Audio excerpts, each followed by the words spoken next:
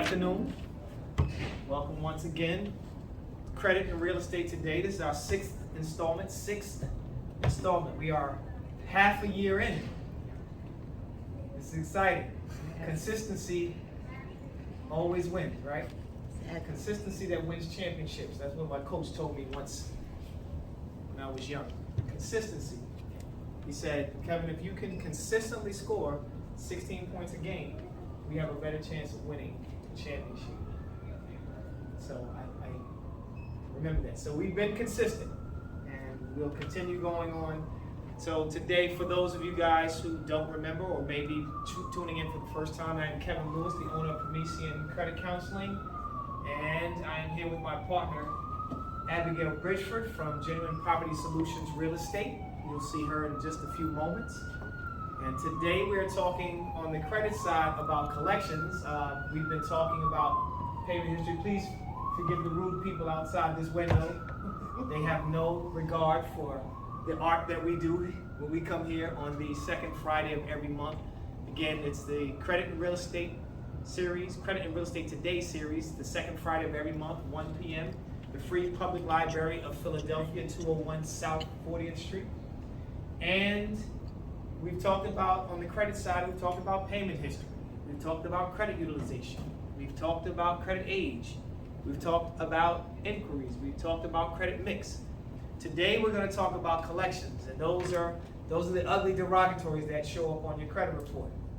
Now, most of you guys are independently wealthy and don't have to worry about these issues, but if you run into somebody in your family or friends or people that go to the church that you belong, well, the church should be solid, so there should be no people with derogatories in the church. But should you run into somebody who has collections on their credit report, today I'm just going to talk really briefly about how to deal with those collections and what you can do to get those things removed from your credit report. And so we'll talk about collections.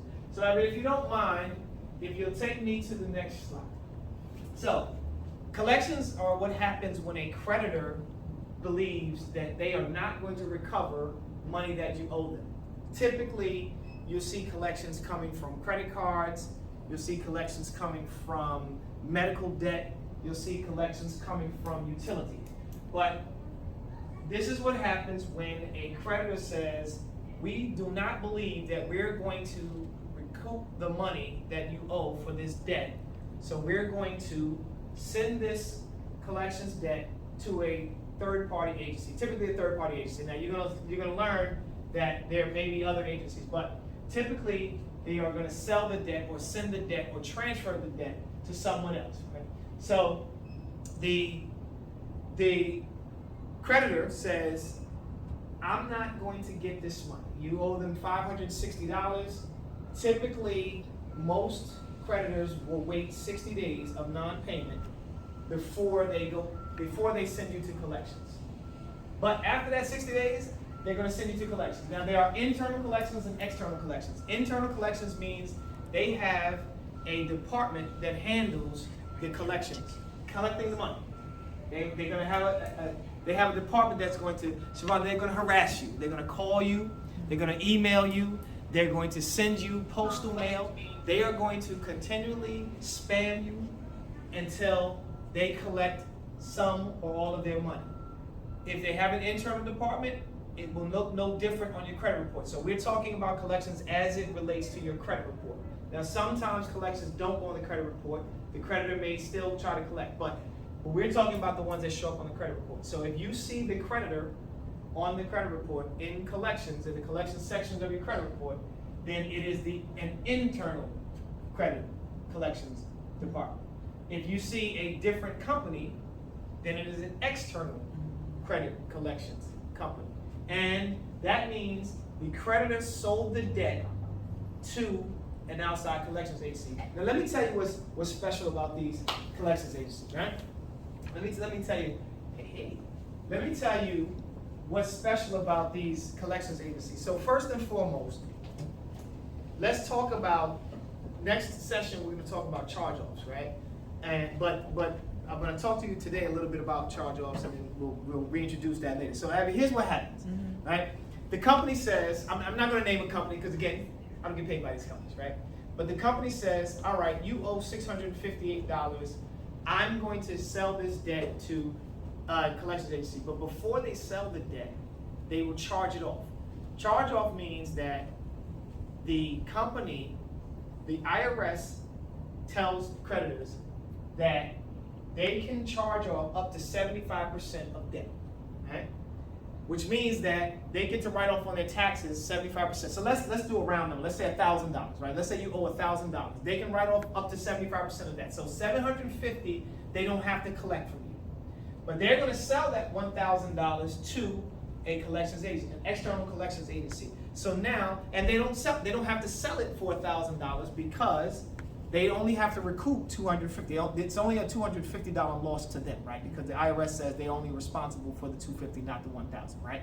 So they will sell your $1,000 debt to an external collections agency, Stacey, for $300, right?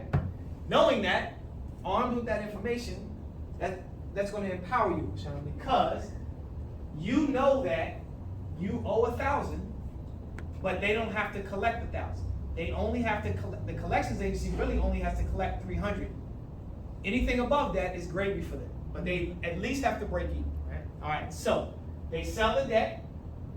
When they sell the debt, what's important to you is on your credit report, you should see two things. You should see the original creditor, and the original creditor should have a $0 amount being reported on your credit report because they've sold that debt. Now, Stacey, that's important. What did I just say? That the original creditor on our credit report has to have a $0 amount on the credit report. Because they've sold the debt to someone, X, Y, and Z. Because if they sold it to a third party, the third party is going to be reporting that you owe that $1,000. There's two people cannot collect the same amount on one debt. I'm gonna say that differently. If the creditor is reporting, let's say creditor A is reporting that you owe $1,000, and the collections agency that they sold that debt to is also reporting that you owe $1,000, then you are armed with some artillery to get that removed, because two companies cannot collect the same debt, right? So you want to look at your credit reports. If you have collections, you want to see that the original creditor is reporting a $0 amount and the collections agency is reporting the whatever amount they're reporting. All right. Now, collections, and I'm going to talk about how to settle those collections in just a minute. Collections can stay on your credit report for 7 years, but here's the thing about collections. What's your name? Rachel. Say it again. Rachel. Rachel? Am I saying it right, Rachel? All right, Rachel. So here's the deal, Rachel. Because names are important to me, that's why I asked you to repeat it, Rachel. So here's the deal, Rachel. They can stay on your credit report for 7 years, but collections agencies play this game. They can sell your debt to another collections agency within that 7 years, and the 7 years starts over with the new collections agency. That's why you say, how in the world do I have to keep paying? It's 21 years later, and I'm still paying for creditor A's debt on my credit report. That's how they play the game. But you can fix that because there is a thing called the date of last activity. Write that down. This is not up. Write it down. Or remember it. Shimon, you don't have to do it. So there's a thing called the date of last activity. The original creditor is going to have. By the way, some stuff I don't put up here because I want to engage. Right? So the date of last activity is the last date that you made a payment on that debt. You have 7 years from that date. They have 7 years from that date to collect their money.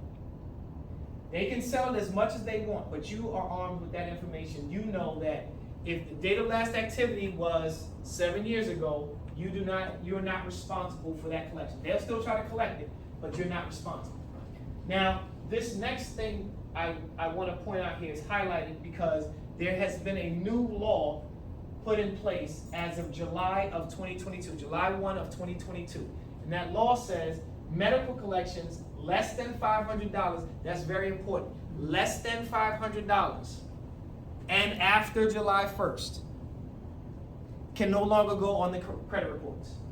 All right? But they have to satisfy both of those criteria, not one or the other, both. Medical collections that are less than 500 and reported after July 1st cannot go on the credit report. So if you go to the dentist, and all dentists are included, if you go to the dentist and you get a $474 bill, and you don't pay that $474 bill, they cannot put that collections on your credit report. That doesn't mean they're not going to come after you, Shabana. That doesn't mean they're not going to come after you. They're going to continue to come after you, but they just can't put it on the credit report. If it's $501 though, they can. So you guys can imagine what the medical collections and the medical community is going to do, right?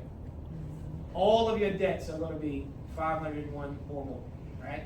They're going to tack on x-rays, or they're going to raise the prices of the medicine or whatever. So, but this is a rule that was passed in July last year. The other rule that was passed 3 years ago was judgments can no longer go on a credit report. Somebody tell me what a judgment is as it pertains to credit reports. Don't make me call names. I know all of your names now. Rachel, you gave me a name, that was your fault. Don't make me call your name. What is a judgment as it relates to your credit report?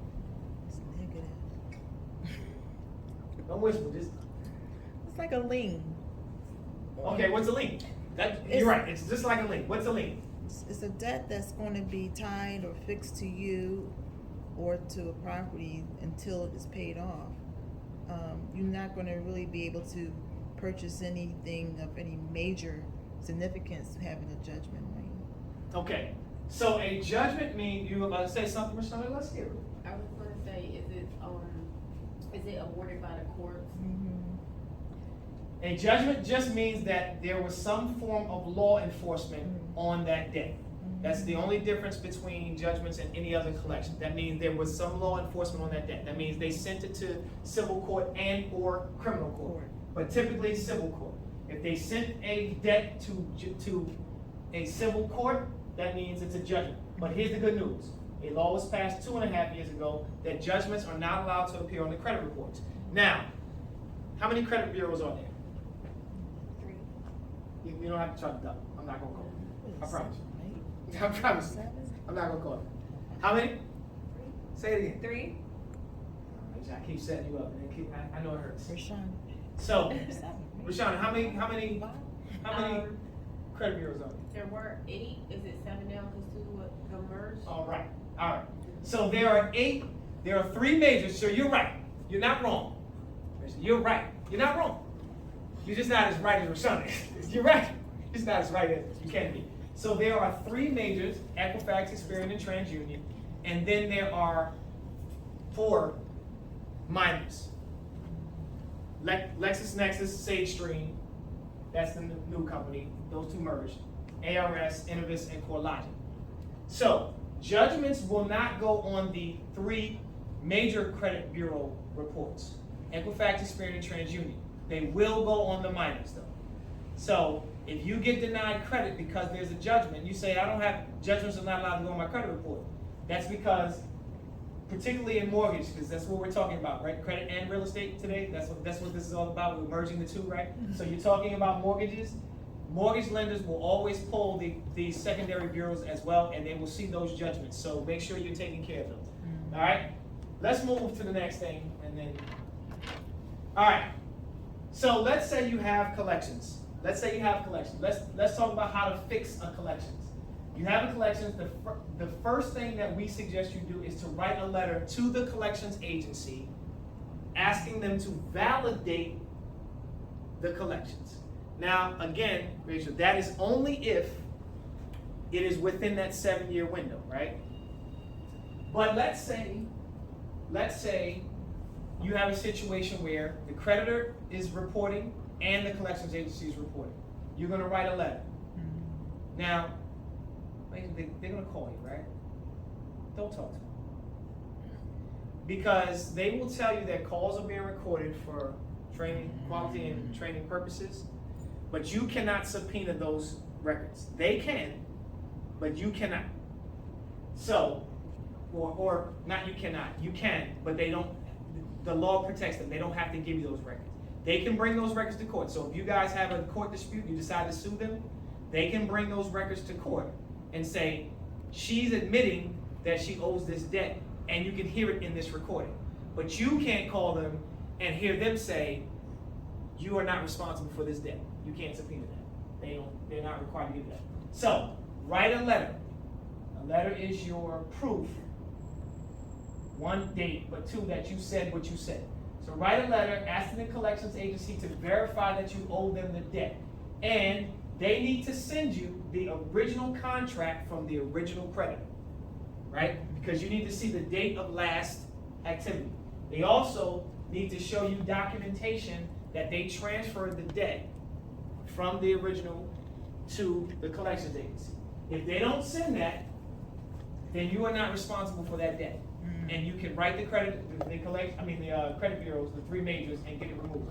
Send that letter certified mail. And this is a big deal for you guys. This is a big deal. There is a component of the Fair Credit Reporting Act called the 30-day rule. That rule says a creditor has 30 days to respond to your letter, your dispute or inquiry, and if they do not respond within 30 days, then the derogatory that you're writing about has to be removed, by law, has to be removed from the credit report. Now, it may take you some time to get it removed from the credit report because you have to prove that they did not respond. But if they don't respond with the letter within 30 days, then the law says you can get that removed. And if the credit bureaus don't remove it, you can go to the Consumer Finance Protection Bureau. Consumer Finance Protection Bureau. The CFPB. All right? This organization is who created that Fair Credit Reporting Act. And this agency works for you, the consumer. If you have any issues with any of the 7 now credit bureaus, this company, this organization is in place to help you remove.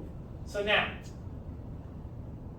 there are two ways to deal with collections. You can trade time for money or money for time.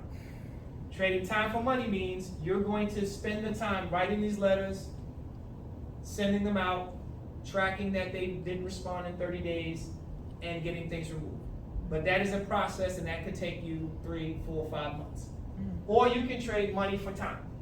You can settle the debt, and I can't see down there, but that's fine. You won't worry, I'll tell you what it says down there. You can settle the debt. That means I'm going to trade money. I'm going to admit, you are going to openly admit that you owe this debt. But if you openly admit you owe this debt, there are several ways to get rid of the debt. The first one is to settle in full. That means you're going to pay the full $1,000.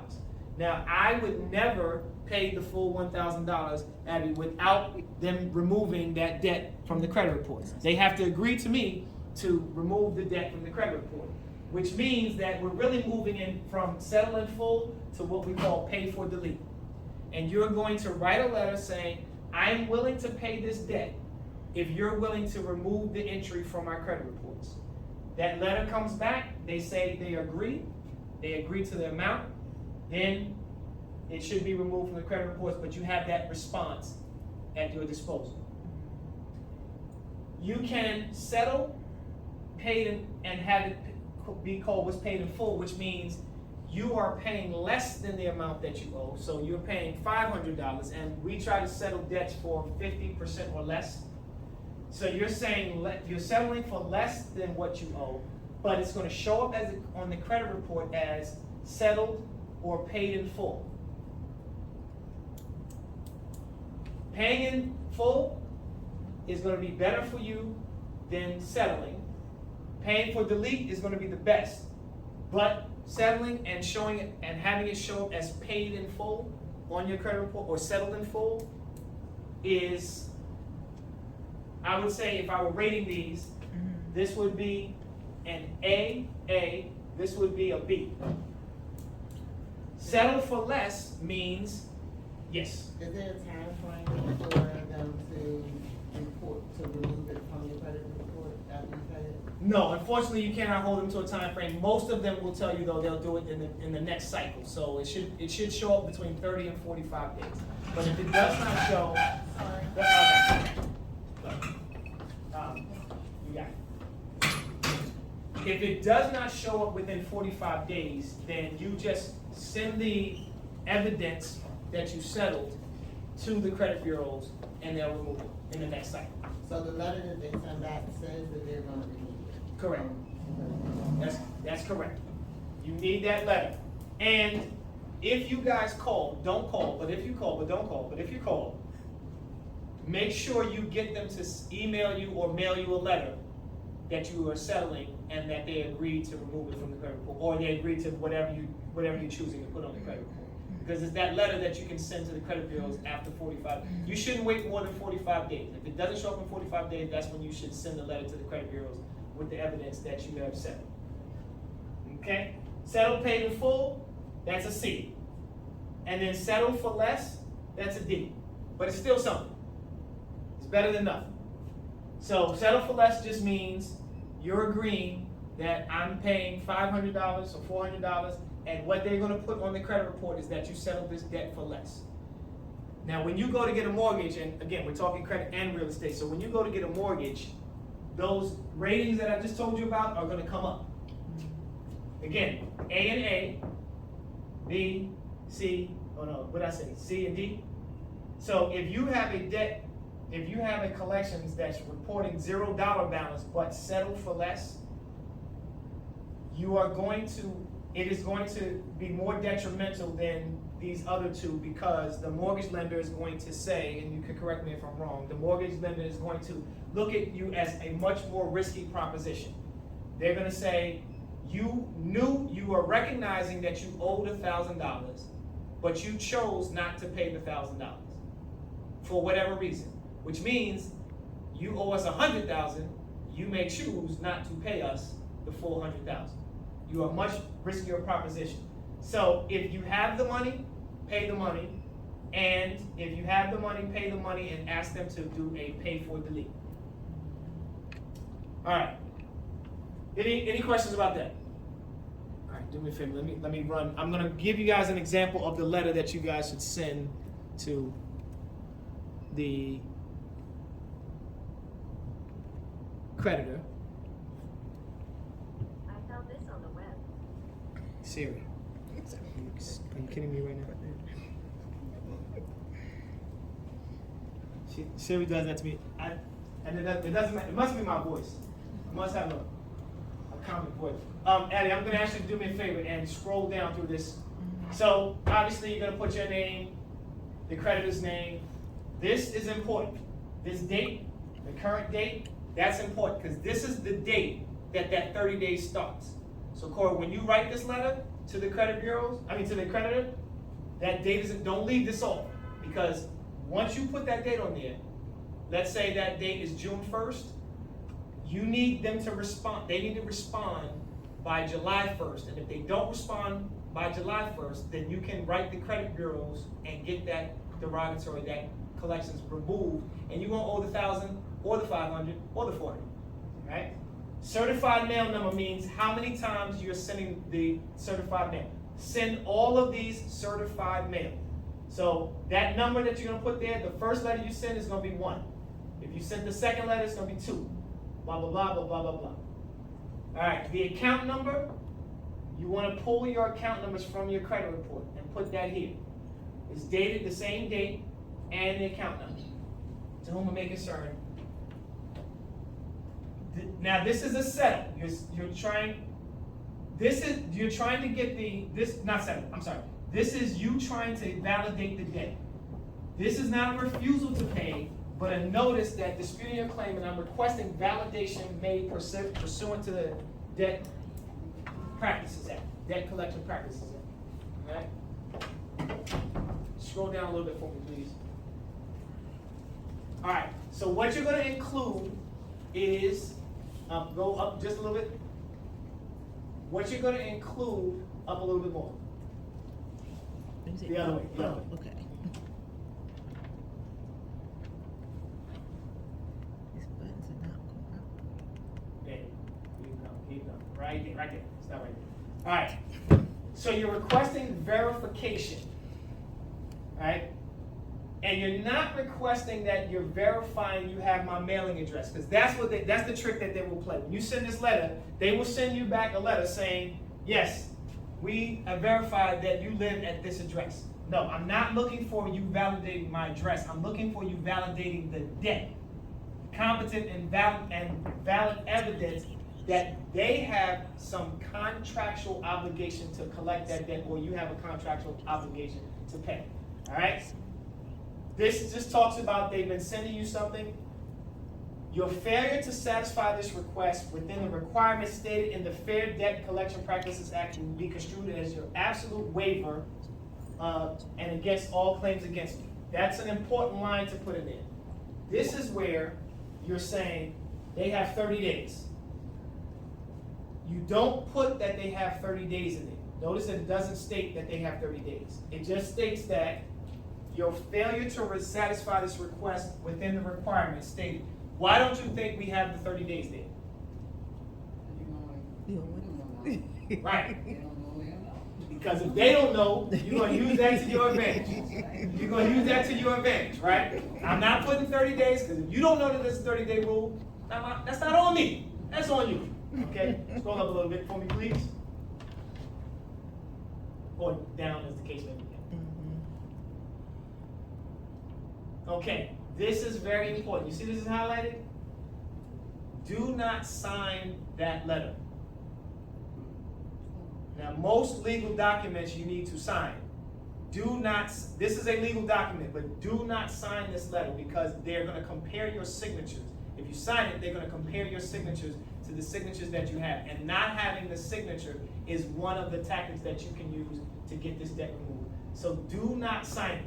Leave it as it is. All right, scroll down for me, please. Put your name, but don't sign.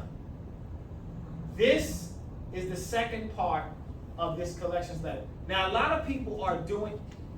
So, Rashawn, what's causing me issues is that a lot of people are on the internet talking about how to write letters, right? And they're saying just write these things. So they'll tell you the stuff that's above, but they don't tell you this. This section is important because this is the creditor's disclosure statement. So you're saying, hey, I'm going to make it possible for you to respond to me by giving you a document. All you have to do is fill it out. But this document is written so that it works on your behalf, because they have to admit now that this is their address, so they have to give you the correct address, they need to give you the names, they need to give you the full account numbers, and you are saying, are there insurance claims about this? Has the purported balance of this account being used in any tax deduction? See this right here? Has the purported balance of this account been used in any tax deductions? If the answer is yes, so remember I told you guys the IRS says that you can write down 75% of the debt. So this right now is saying they have to answer yes or no. If they answer no, but you can prove it, then that's gone. If they answer yes, then they're claiming that the IRS wrote down 75%, which means you're not responsible for the $1,000. You're only responsible for the $250 or the 25%. Okay? This is the other thing. Please list the exact products and or services sold by the collector. What do you guys do? We are a debt collections agency. And then, upon failure or refusal of collector to validate this collection action, collector agrees to waive all claims. That line in there will get you out of most collections. You send that, and 25%, typically this works about 25 to 50% of the time. 25% of your collections will be wiped off the credit report without you having to pay a dime. Now that's trading time for money. So you send this to the Collections agency. The collections along agency. with the first letter. Along with the first letter. This is the first letter. This Oh, is the the letter. second one, okay. This is one whole letter. Okay, gotcha. Then That's go, the second page. scroll back up. Yeah, this is the second page of that one whole letter. So you are saying to them in this part, this is a 2-page letter. You're saying to them in this part, and if you signed in and left your email, I'll send you a copy of this for free. Thank you. I want y'all. Is that nice? But you I'm have a to nice sign, guy. you have to sign in. Only if you gave me email. So this is a 2-page letter, and this letter lets them know that you know the law. The second part makes them responsible for the law. Typically, they are not going to respond to this letter. They're not going to send that disclosure back. What they're going to do is they're going to enter UDF and they're going to have that debt removed because they don't want to go through this. So now, if it's $1,000 or more, they may go through it, but anything less than $1,000, typically they just say, we don't want to deal with this. This person knows what they're doing. Let's just stop talking. Any other questions, concerns, issues, commentary? Anybody want to sing? No? All right. Well, I thank you for your time, and now we get to see. Why did y'all tell me this was crooked? Did y'all see this going down there? Somebody say. Hosting. If you guys will welcome the star of this Oh show, my goodness, stop it. Abby Bridgeford. This is. No, it's a hard act to follow, it's not fair. It's not fair. It's not fair to say that. So thank you very much for Premisien You for are. the counseling, because I learned a lot today. So it shows that even if you're in this industry, there's different levels of information that, you know, there's always something to learn. So even though, I am a licensed mortgage originator, there's a lot of things about the lectures today that I got an opportunity to learn, and I'm going to advise everyone, you know, give us a call, email us, and keep in touch with us, so we can talk to you about your specific needs, because everyone's situation in the room is very different. So, today our subject is gonna be one that perhaps a question you might have asked yourself. You know, should I buy real estate, or should I rent? Now, it's interesting, I find that most of us, and I wanna just get an idea, when your first home, did you buy your first home, or did most of you rent? Rent. Rent seems to be the thing when you leave a home, you're gonna be on your own, come up with a security deposit, you know, first month's rent, and you move out. There are a good percentage of people who actually their first home, they moved from home, they bought a house. So what we're gonna talk about today is kind of getting ideas to which one should we do? Now, what I will say, as we look at our next slide, is we have verses. The verses meaning, there are some situations where you need to rent. There are some situations that perhaps the most important thing you should do is buy. There are. But what we're going to discuss today is what does it mean, you know, to buy or rent? Because for those in our audience, some people might not know the real difference between the two. We're going to talk about some advantages and disadvantages of both. And then also we're going to give some reasons. Perhaps you might not have considered that there are some reasons maybe you should be buying something. And then there may be some reasons you should be renting. So we're going to discuss a few of those, okay? Now, everyone's situation is different in here, so I'm not going to tell you that you should buy, and I'm not going to tell you you should rent. Let's all make that decision on our own, okay? So let's look at first, what does it mean? All right, so when you think about buying something, generally speaking, you have money, you have resources that you have, and you make those resources available. And in exchange for those resources, let's say consideration, money, you expect to get something in return. And you walk away with that, and you now own it, right? Well, in real estate, ownership or buying is like a bundle. It's a bundle of rights, okay? It's like a bundle of sticks. It comes with rights. You can sell it, you can rent it, you can sublet it, you can loan it. These are all things you can do with real estate once you own it, right? So those bundle of rights that comes with that. Well, leasing is the opposite. Leasing is a temporary situation. It has no permanency in most cases. And we say that because you will never have the right to sell it. You'll never have the right to really rent it unless it's granted to you by whoever it is that owns it. So what we want, all we want to think about in general is, do I want to own something or do I want to have a temporary arrangement? Do I want something permanent or do I want something fleeting? Now, again, it doesn't mean that renting is negative. And I don't want to give our audience, those on virtual or in person, the impression that renting is a bad thing. It's not. We're going to discuss why. So first, let's look at our next slide. We're going to talk about the pros. All right, so the pros of renting. Well,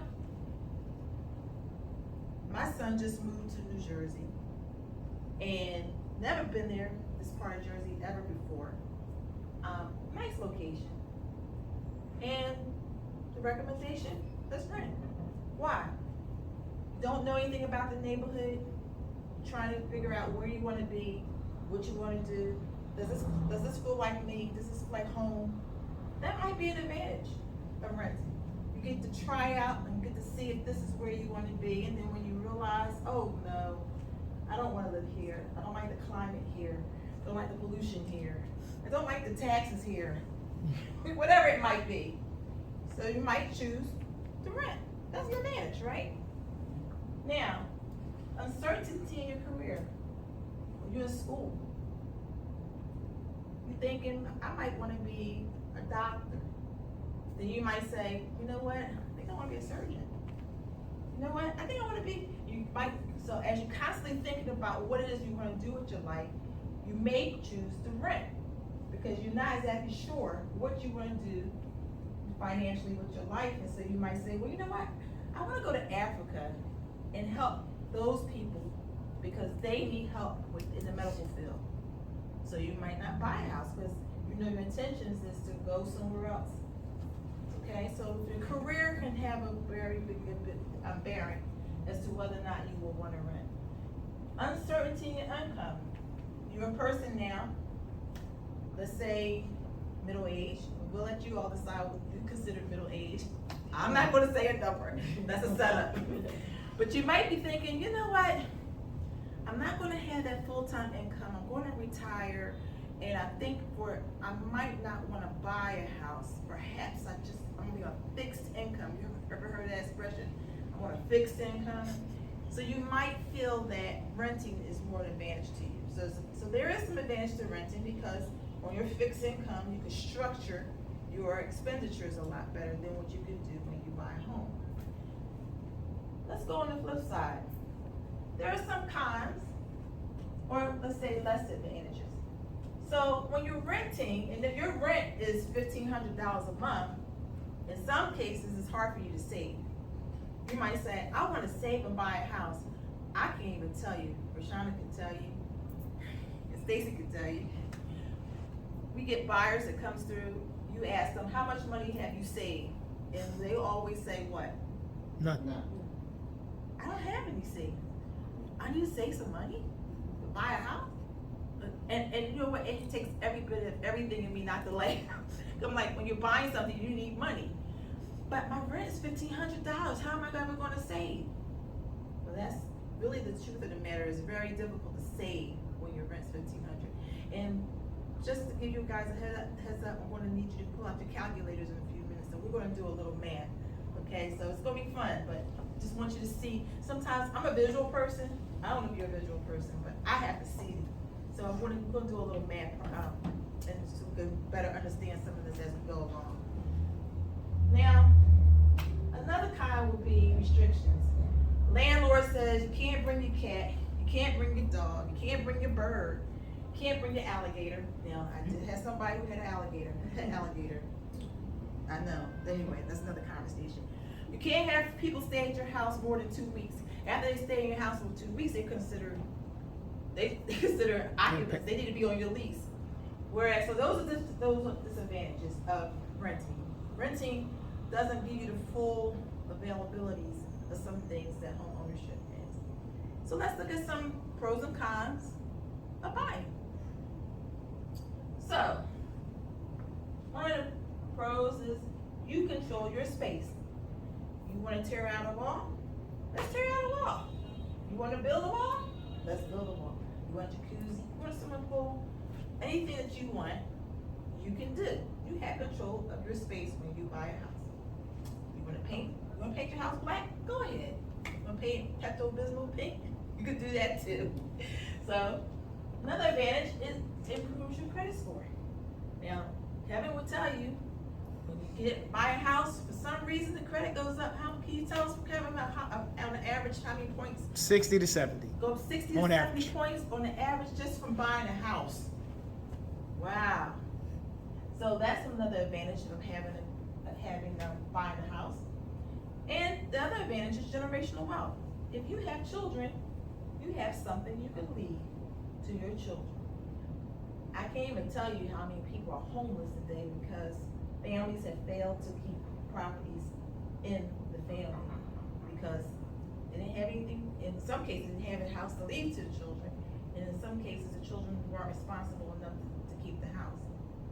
All right, let's look at the disadvantages on this side here, which is the opposite. Some of the disadvantages of buying a house is you just can't get up and go. I wanna go to Africa and help children. I got a house here, oh my gosh, I gotta stay here and wait till this house sells 30, 60 days, 90 days, depends on the neighborhood. Whereas if you was renting, your lease is over, see ya. All right, so that's one. So another disadvantage maybe is that your payment is being monitored. You might say, what? What are you talking about, Abby?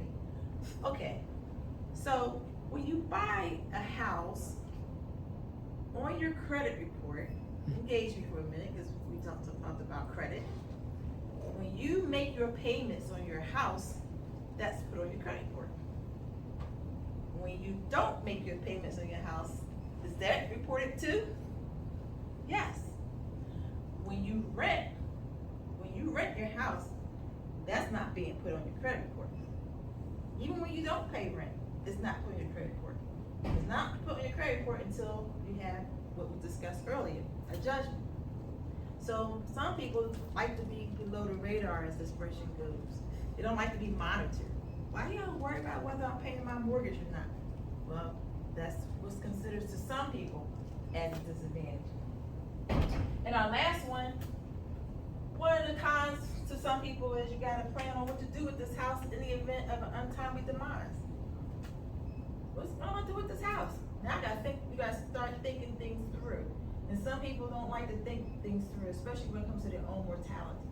They don't wanna think about they can't even think about the idea of them no longer being here. So there's a lot of houses in the city of Philadelphia that's just sitting there because no one knows who owns it.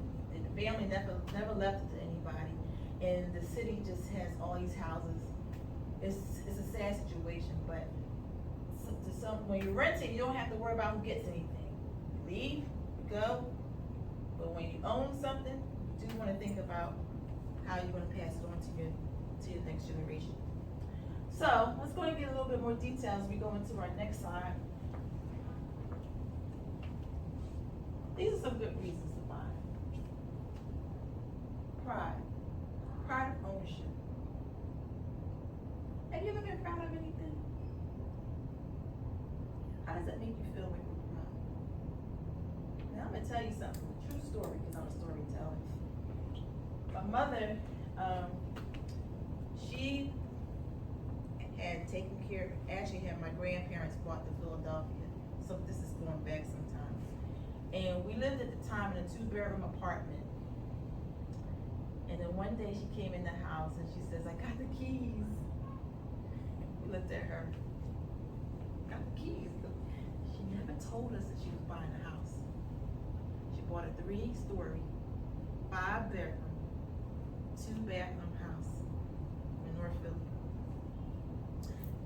We all get up, walk, because we didn't have buses then. We had buses, but we didn't have a car. We would go to the house, all of us, we all going into the house.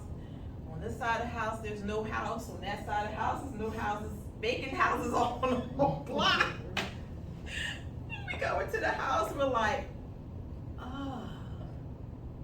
but mom was so proud. She spent $12,000 and she bought herself a house. That pride actually stands out in my mind a lot to this day, because as a single family, you know, with 3 children, being able to buy something that's called your own, that's a big deal. So perhaps for you, buying a house might be just something to help boost your self-esteem, make you feel good about yourself. We all deserve that. Another thing, a reason to buy is appreciation. No, it's not because you appreciate the house. Appreciation and value. If you were to take $10,000 and put it in the bank today, 30 days go by, guess how much interest would you have gotten? $3, $2. I don't think you get that. No, right? If I was to tell you you could buy a house for $10,000, which I know someone who did, and the house is worth $300,000 today, that's appreciation. Same house, they go anywhere. But the value of the house just constantly grew over time. You would never get that kind of money, ever. Just having it sitting in your bank. So that's a good reason to buy a house. Equity loans. You got some things you wanna do, you have a trip you wanna take, you have a family member who has some medical situations that you need to help out or wanna help out with. You can't do that if you was renting. You have to own the property so you can take out loans. Mortgage interest, real estate tax deductions, all these types of things are benefits of home ownership. So perhaps maybe you're making so much money on your job and you saying, IRS is killing me, they just taking all my money. Well, guess what? Buy a house so they can give you some of it back. Buy a house so they can stop taking as much of your money. Use it as a tax shelter for yourself. There's a lot of advantages of doing so. And then I'm going to talk about some reasons perhaps you might want to rent.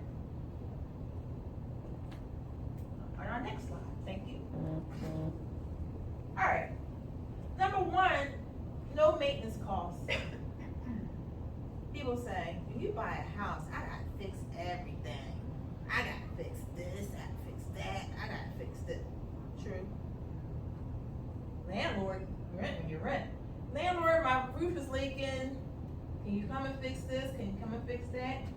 And let me ask somebody, really, do they ever come and fix it? I just want to know. Do they fix it?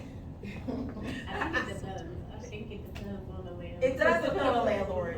You hear slumlords, but there's some good landlords out there. So for those good landlords out there, kudos to you. Also, some people like to rent because they want the amenities. Ooh, this place has a swimming pool. This place has a gym. This place has the views that I'm looking for. You know, so a lot of these more upscale and luxury facilities provide resources that, you know, you wouldn't get if you just bought a house on your own. Especially condo living. Some people just like everything on one floor. I don't want to have to cut no grass. I don't want to have to get up no snow.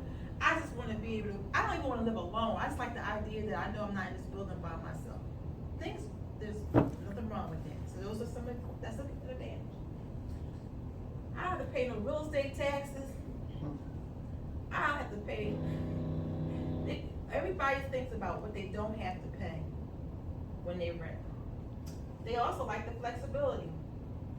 I'll go to Pennsylvania, go to school, then I'm done there. I'll go down to Virginia, do my internship. When I'm done there, I'll go. So just again, these are some advantages of renting.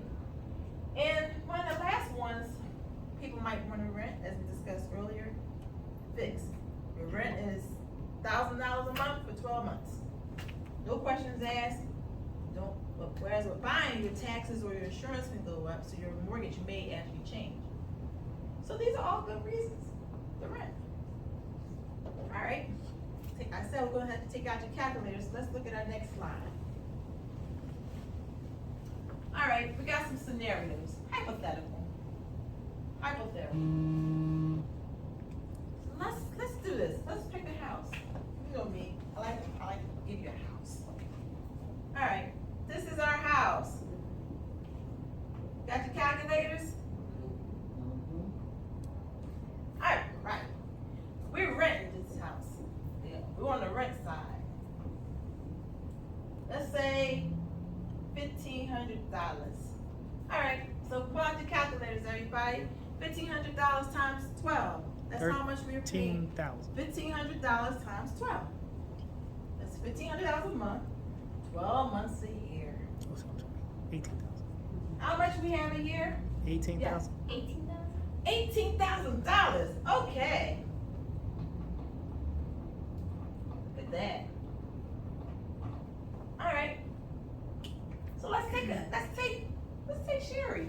She's 35 years old. She's single. Okay. She has 3 children. She has nothing saved up. She pays rent, $1,500. She pays $18,000 a year. Let me ask you, do you think Sherry should buy or should she rent? You can't be wrong either way. Just want to know what your thoughts are based on what we discussed. Anyone have any comments? I'll take you, Shabanda. I'll say rent. You think she should rent and why? She has no savings. She has no savings. Okay. So we got one that says rent. How about you, Shabanda? So, her situation, okay. Okay. Is she receiving help? Right, we have a lot of questions. Yeah, And the question is being asked if she's receiving any help. That's a very good question.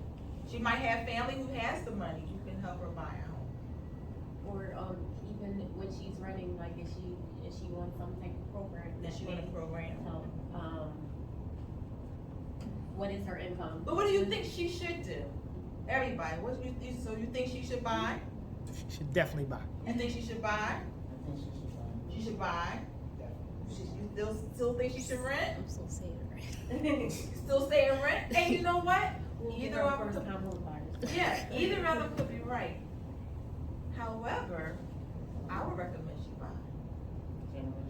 She got 3 kids. She died today or tomorrow. Who gets her kids? So where will her kids go? But if she had a house, whoever gets her kids gets that house. Her kids will always have somewhere to live in if she does it right. So sometimes a person may not have a certain thing, but again, $18,000 is a lot of money to spend not to own anything either. So I think Sherry should consider buying a house. All right, scenario B. We have a 60-year-old woman, no children. She wants to move to Australia, down under. All right. Should she rent or should she buy? And why do you say? Yes, Eris. You think she should rent? Because she wants to move. Okay, that's a good thought process. Let me ask you something. Is it possible at 60 she has a house? Is it possible? And if she has a house, what should she do with it? She should rent it and get income from it so that she can rent a house in Australia. I'm Go gonna ahead. push What's your back. thought? Go ahead. What's your I thought? think she should sell it. You just think she should sell it. Australia's kind of Yeah. far to be a absentee landlord. That's true. That's true. Canada, Or she can put it in the hands of a, A property manager. property manager, sure, Do that. still. She has a lot of situations that she can really think about, right? So if she doesn't have a house, maybe she should just rent, get up, move to Australia and find her dwelling there. That's why we say in this industry, you can't really tell someone what they can or can't do. Everyone's situation is different. And so for the viewing audience, I just have to make this statement because it's one of the things that nerves me the most is when people say, but my sister, my brother, or they didn't have this, or they didn't have, listen, stop it, stop with the rhetoric, because your situation is unique to you. And like I said, in our situations, our hypothetical situations, we're not wrong or right. is you. Okay? Let's play around with our third scenario. 50-year-old woman. Some say it's middle age. I think 50 is to be 30 myself. That's just my feeling. They're siblings. They live together. And they have children. They have adult children. Should they buy or should they rent?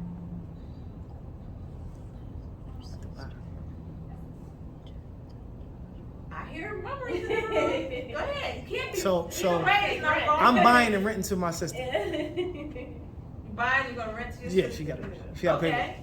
Okay. Then go ahead. Oh, I'm gonna say rent. Rent. Yeah, help each other out. Help each other out. Yeah. 50 years old. Yep. Her sister lives with her. And they each have adult children. They all can buy. They all can rent. Doesn't make either of them right or wrong. Here's where it gets a little bit. Now we're gonna take our calculators. We're gonna take that $18,000 that we just said that we're spending on rent. And we're gonna say on the average, how long did you stay in your house? How many years? No, Okay. How many said 20 and 30? 7? Was it 7 years? 7 years on average, right? Let's take 18,000, please. Engage me and multiply that by 7. And give me a dollar amount, please.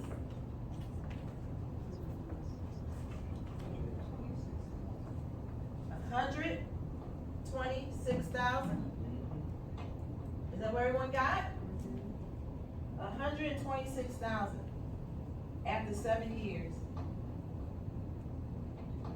What have you just done?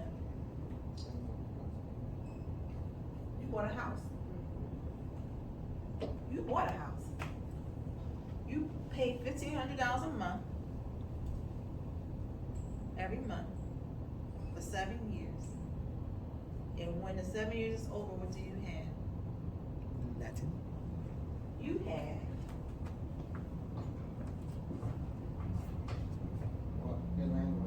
you have nothing to show for it. You absolutely have nothing to show for your $126,000. Ooh, a little chilly in here, isn't it? How does that feel? It's not a good feeling. So, when we look at this $126,000, and we look at rent in general, of these 3 scenarios that we discussed, the 35-year-old, the 50-year-old, the 60-year-old, one of them can chew away at this $126,000 a lot sooner, right? They'll be the younger one. The person that's younger, if they start when they're younger, they can save themselves a lot more. When you're older and you start getting into this, then you're not gonna spend $126,000. Because you're not, when you're older. But when you're younger, you can get a head start. So, as we look at the next slide, I would just say, you have to have a discussion. You have to go and talk to a real estate professional. What we've done today is we looked at and discussed collections, and we talked about the importance of finding ways to use discernment in our ability to communicate with our creditors, to allow us to make certain that our credit reports reflect it in its entirety accurate as possible. We want it to be accurate. We don't want collections on our accounts that should not be there. Those types of things will help prevent you from getting a mortgage. We talked about today the importance of buying or renting. Neither of them was wrong or right. It's all about you, your circumstances. Think about trying to keep money if you can. Even if you are renting, there's really nothing wrong with still owning real estate. I'm a firm believer. You can rent all day long. You can get yourself a condo down Center City and live there and rent all day long. But you can still own a piece of property that's going to make some money for you while you're renting somewhere else. There's a lot of different dynamics that's involved in this. And so what we like to do on behalf of Premisien Credit Counseling and Genuine Property Solutions Real Estate, like to look at our next slide to show you and invite you to our next segment, which will be July 14th And we'll be discussing charge-offs. And we're going to discuss how to avoid foreclosures. Ooh, we don't like that word, foreclosures. So, we'd like to thank all of you again, our viewing audience, and if you have any questions, or if you'd like to talk to us personally, you have our information, and we'll anticipate seeing you next month. All right.